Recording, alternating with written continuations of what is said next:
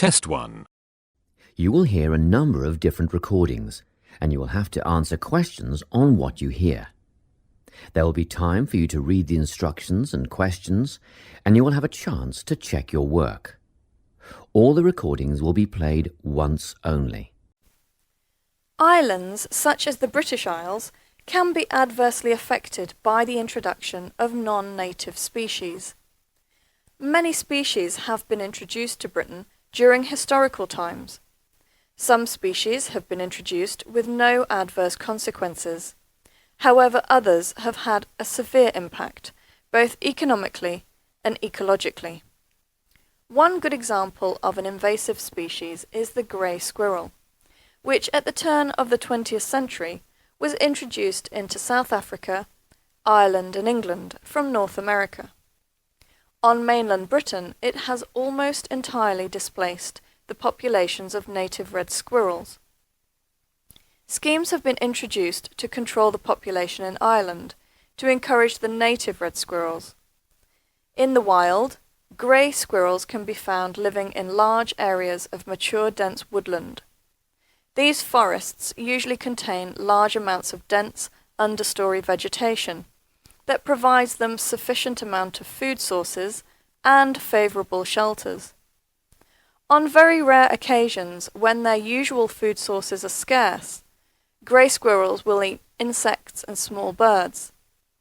However, in general, grey squirrels exist mainly on nuts and seeds.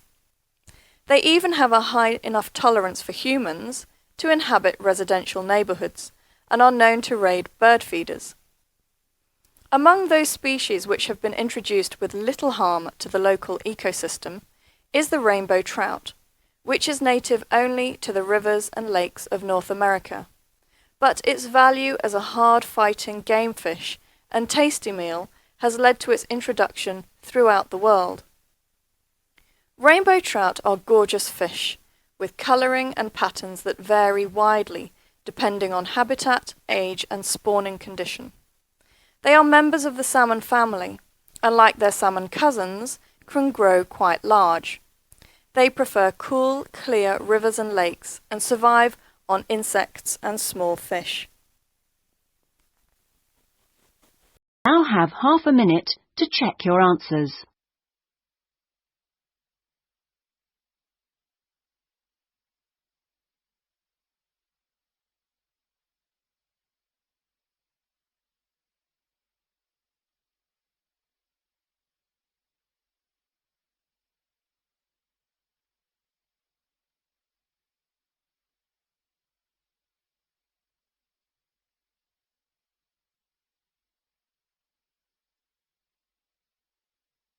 That is the end of the listening test. In the IELTS test, you would now have 10 minutes to transfer your answers to the listening answer sheet.